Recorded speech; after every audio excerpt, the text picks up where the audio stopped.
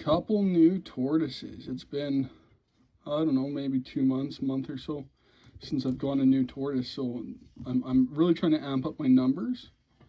And so we've got a couple new ones. This is a male and a female, I believe.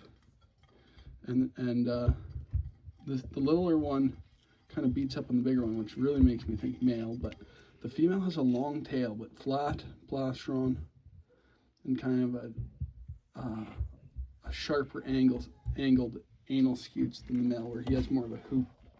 So I'm thinking she's a female, especially with her size. He is definitely a male. He already has some flaring and stuff, and so I honestly I might keep him, but chances are I'll rehome him. So if you're interested, send me a message, DM, you name it. But I'll probably, the gal I'm interested in keeping, and I'm pretty excited to see what she does. I've got the two of them just in my hatchling setup.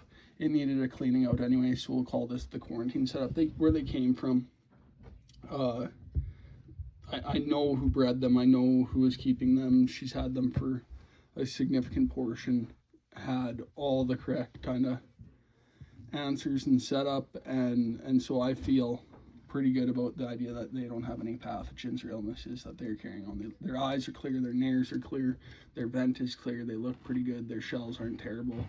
They don't have signs of extreme MBD that I've shown in a few of my past shorts or videos, so I feel pretty confident on introducing them to my we'll call it my yearling group, or my adolescent, my juvenile group, because I've got a few of them, Dolores, Frida, and Susie, and so, but I really don't need a male at this time. These are the ones I'd rather not even have around a male. I just want them to focus on them growing smoothly and getting lots of nutrients and getting lots of sun without stress, minimizing stress.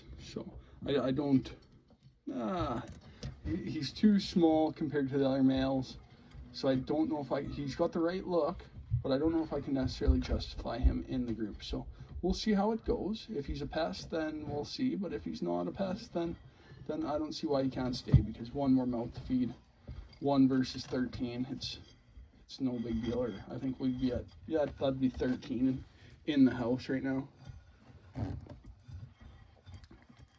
And the way that interesting, a part of me thinks these are both males. Let's have a peek at them. This one here would be what I think the female. Look at how the vent is closer to the triangular scute and a little bit more of a hippo tail.